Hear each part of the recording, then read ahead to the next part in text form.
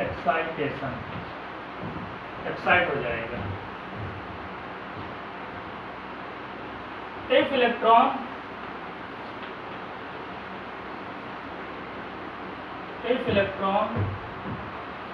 Loose energy,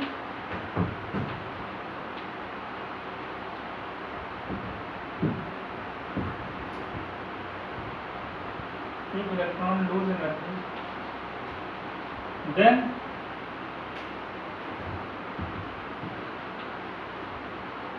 residues back to lower energy level,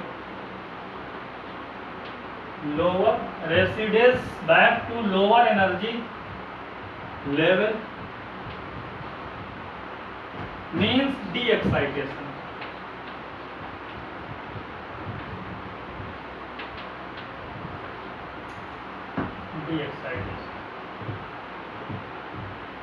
रेसिडियस back, NCERT बोलती है रेसिडियस, एक word लिखा हुआ, वापस आ जाता है, लौट आता है लोअर एनर्जी लेवल में, लोअर एनर्जी लेवल। ओके, जिसको क्या बोलते हैं, डी एक्साइटेशन बोलते हैं, डी एक्साइट हो जाना। देखो क्या लिखा है, नील्स बोर ने क्या बोला बेटा, नील्स बोर ने बोला इलेक्ट्रॉन कैन गेन या फिर एक्सेप्ट आयन, ये क्या वहां गलत हो गया पर, electron can accept and lose energy. Accept gain एक ही जैसा दिख रहा है ना, इसको लूज कर लो, लूज एनर्जी। इलेक्ट्रॉन एक्सेप्ट भी कर सकता है, लूज भी कर सकता है एनर्जी। जब इलेक्ट्रॉन एक्सेप्ट या फिर लूज एनर्जी करेगा,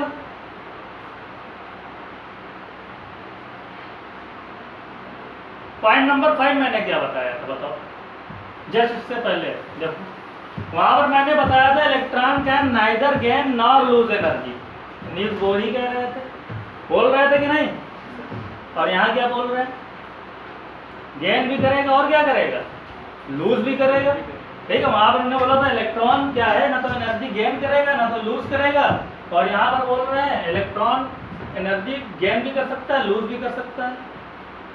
ठीक है, और अगर ऐसा करता है तो क्या होगा, इफ इलेक्ट्रॉन एक्सेप्ट एनर्जी, अगर इलेक्ट्रॉन एक्सेप्ट एनर्जी कर रहा है, गेन कर रहा है, तो जंप कर जाएगा कहाँ पर, हायर एनर्जी लेवल में। मान लो ये इलेक्ट्रॉन है आपका सेकंड एनर्जी लेवल में, इसने कुछ एनर्जी बाहर से गेन की, बाहर से इसने इसको एनर्जी मिली, और जैसे इसको एनर्जी मिली, ठीक है, ये एक्साइट हो जाएगा हायर एनर्जी लेवल में, अपने से ऊपर वाले एनर्जी लेवल में आ जाएगा। भाई हायर एनर्जी लेवल बाहर ही तो होगी, एनर्जी इंक्रीज हो रही है, इसमें आ जाएगा। और जब इस एनर्जी लेवल में पहुंच जाएगा, उसके बाद में क्या हो जाएगा, अगर ये अपनी एनर्जी लूज करता है, अगर मान लो कोई इलेक्ट्रॉन इस एनर्जी लेवल में, हायर एनर्जी लेवल में, अगर इसकी एनर्जी लूज हो गई, तो किसमें पहुंच जाएगा, लोअर एनर्जी लेवल में पहुंच जाएगा। ठीक है, यहाँ से ये सब प्रोसेस कब होता है, जब हम लोग बाहर से एनर्जी देते हैं या फिर एनर्जी रिमूव करते हैं, तभी होता है। अगर यहाँ पर कोई इफेक्ट बाहर से डाला जाए तो हमेशा होता रहता है। इनका कहने का मतलब था कि एक फिक्स अमाउंट ऑफ एनर्जी, अगर किसी भी इलेक्ट्रॉन को एक फिक्स अमाउंट ऑफ एनर्जी अगर मिल जाएगी, ठीक है, तभी वो ऐसा करेगा, अदरवाइज नहीं करेगा। जैसे कि अगर इसको एनर्जी कुछ चाहिए यहाँ से यहाँ पहुँचने के लिए, अगर उतनी एनर्जी मिलेगी, ठीक, वो फिक्स अमाउंट की एनर्जी मिलेगी तभी ये जंप करेगा, अदरवाइज नहीं करेगा। ठीक है, आपको जैसे कि 100 मार्क्स लाने सिलेक्शन के लिए, 100 मार्क्स देन 100 मार्क्स, ओके, अगर आपको 99 मिल जाएंगे या फिर आपको क्या मिल जाएंगे, आपको 80 या फिर समथिंग मिल जाएंगे, तो आपको कुछ काम होने वाला नहीं। तो यहाँ पर थोड़ा एक चीज और है, अगर आपको 105 भी मार्क्स मिल जाएंगे, जैसे कुछ होते हैं वो कहेंगे अरे 105 कैसे आ गया, हमको तो 100 चाहिए था। ठीक है, 105 ज़्यादा हो गया, नहीं हम सेटिस्फाइड नहीं है। तो ऐसा केस यहाँ पर है कि अगर ज़्यादा भी हो गया तब भी वो नहीं जंप करेगा। मीन्स एक फिक्स अमाउंट ऑफ एनर्जी होनी चाहिए, जो कि हम लोगों ने कैलकुलेट की है। ठीक है, अभी हम लोग चेक करेंगे, तो इसी एनर्जी ऑफ अमाउंट में अगर उसको मिलेगा तभी जंप करेगा, अदरवाइज नहीं, तभी ऐसा होता है। यही इन्होंने बात की बेटा, इन्होंने यही बोला, ठीक है, कि इलेक्ट्रॉन एक्सेप्ट भी कर सकता है, लूज कर सकता है, लेकिन अगर उसको फिक्स अमाउंट ऑफ एनर्जी मिल जाए तब। तब उस केस में जंप कर जाएगा। अगर उसको फिक्स अमाउंट में एनर्जी मिल जाएगी तो उस केस में जंप कर जाएगा, और जैसे ही जंप कर दिया उसको बोलते हैं एक्साइटेशन, और जैसे ही एनर्जी इसकी लूज हुई इसको बोल देंगे, ठीक है, डी एक्साइटेशन।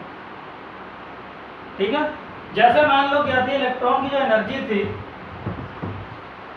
फर्स्ट सेल में जो इलेक्ट्रॉन की एनर्जी थी वो क्या थी, E इज इक्वल टू थी -13.6 इलेक्ट्रॉन वोल्ट इसकी एनर्जी। अब इसको बाहर से मैंने एनर्जी दे दी 9 इलेक्ट्रॉन वोल्ट, बाहर से मैंने इसको 9 इलेक्ट्रॉन वोल्ट की और एनर्जी दे दी जंप कराने के लिए, ये जंप कर जाए।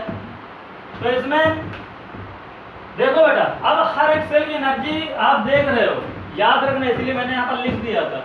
ये क्या लिखा हुआ है, -13.6 वाला ये वाला सेल है, इसकी एनर्जी क्या है -13.6, इसकी एनर्जी क्या है -3.4, इसकी एनर्जी।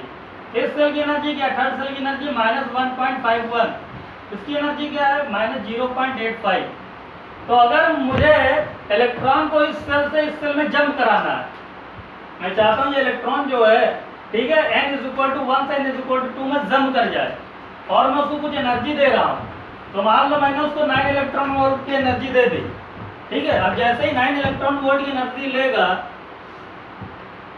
तो क्या आ जाएगी आपकी एनर्जी, देखो ये क्या आ गया भाई 4.6 माइनस का 4.6 electron volt.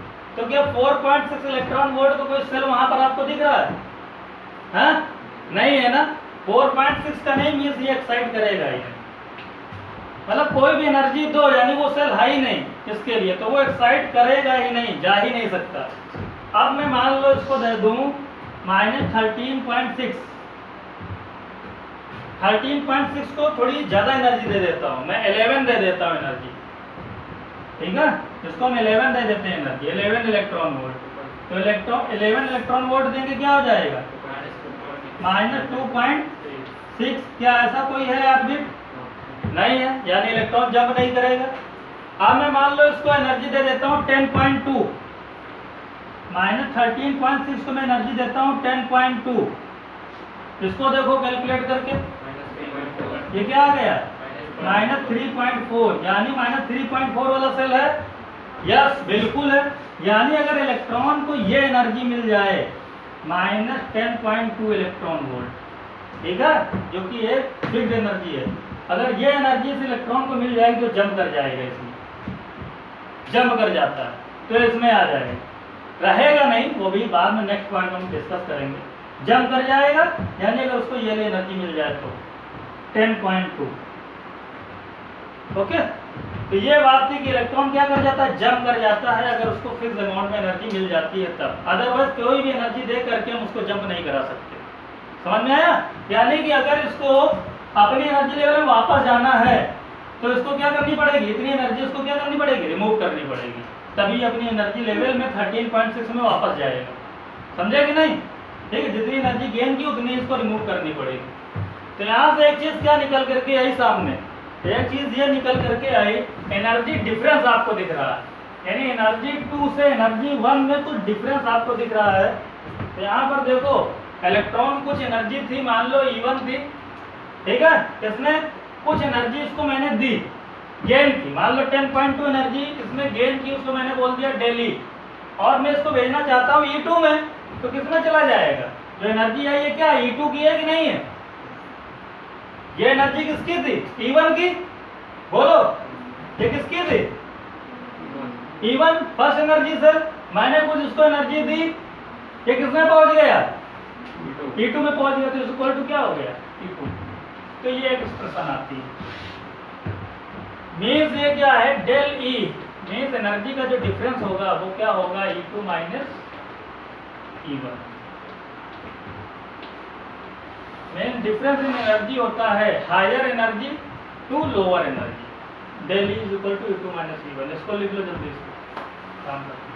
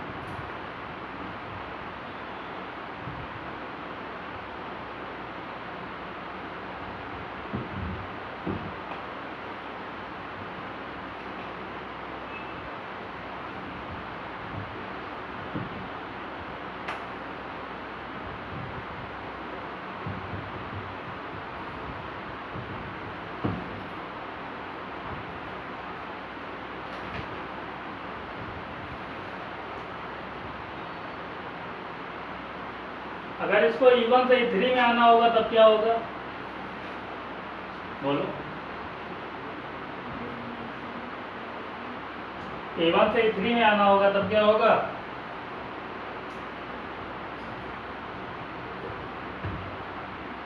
E3 minus E1 हो जाएगा, और क्या होगा।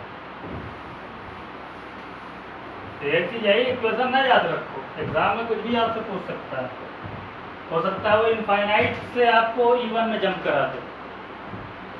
तो अगर E1 से E3 में आना है तो उस केस में क्या हो जाएगा, उस केस में हमारा डेल E हो जाएगा E3 माइनस E1, जहां से हम लोग जंप करा रहे हैं। ये देखते हैं हमारा इलेक्ट्रॉन कहाँ जंप कर रहा है। चलो हम लोग आगे चलते हैं।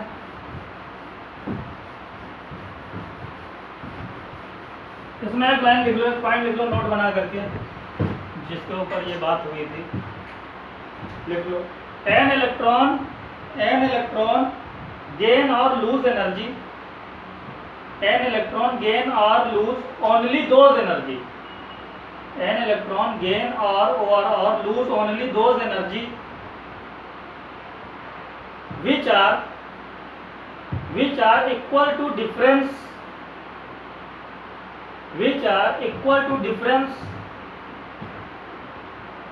into energy level, into TWO2 energy level, into energy level। ठीक है, मतलब उसके डिफरेंस के एनर्जी लेवल पर ही डिपेंड करती है कितनी एनर्जी गेन करेगा, कितनी लूज करेगा। ठीक है, वो अगर फिक्स अमाउंट में एनर्जी मिल जाएगी तभी ऐसा करेगा, अदरवाइज सेल तो बहुत होती हैं लेकिन हर इलेक्ट्रॉन जंप नहीं कर सकता। वो देखो कि नहीं मूवी मिशन मंगल, या कोई ऐसी हॉलीवुड मूवी, या कोई भी ऐसी हॉलीवुड मूवी देखते हो कि नहीं, एक आपका ऑर्बिट होता है, जब अर्थ के बाहर जाता है तब भी वो अर्थ के ग्रेविटेशनल फोर्स को छोड़ नहीं पाता है ना, और घूमता रहता है, क्योंकि उसके पास उतनी एनर्जी हो नहीं पाती। मिशन मंगल में दिखाने की वहां पर जाने के बाद कुछ ऐसा करते हैं कि उसकी एनर्जी बढ़ा देते हैं, और इतनी एनर्जी बढ़ा देते हैं कि इसको वो छोड़ करके निकल जाए। तो ऐसे ही आता तो चला जाता है बस। ठीक है, फिर दूसरी एनर्जी लेवल में रोटेट करता रहता है कि नहीं। तो सब फिजिक्स है बेटा, सब फिजिक्स है, और वही फिजिक्स और इलेक्ट्रॉन सब एक ही चीज है।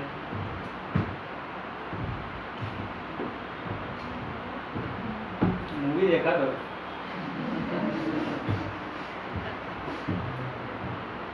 हॉलीवुड की मूवी अच्छे अच्छे नॉलेज वाली देखा करो। ग्रेविटी हो गई, ये सब नहीं देखे हो आप लोग, मार्स हो गई, देखते हो। पायरेट्स ऑफ कैरिबियन नहीं देखने लगना, नहीं डाकू बन जाओगे, समुद्री लुटेरा।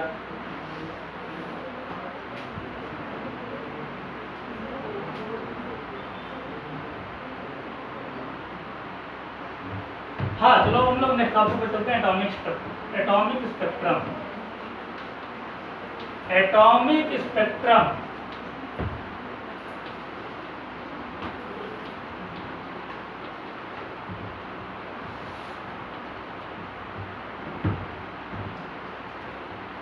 एटॉमिक स्पेक्ट्रम की बात करने वाले हैं।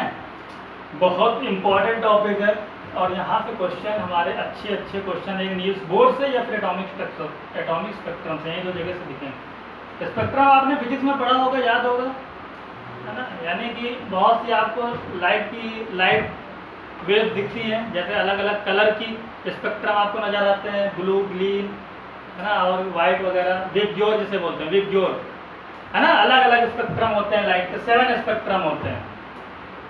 ठीक, तो ये आपका हम लोग एटम में स्पेक्ट्रम देखेंगे, एक एटम में कितने स्पेक्ट्रम होते हैं। तो ये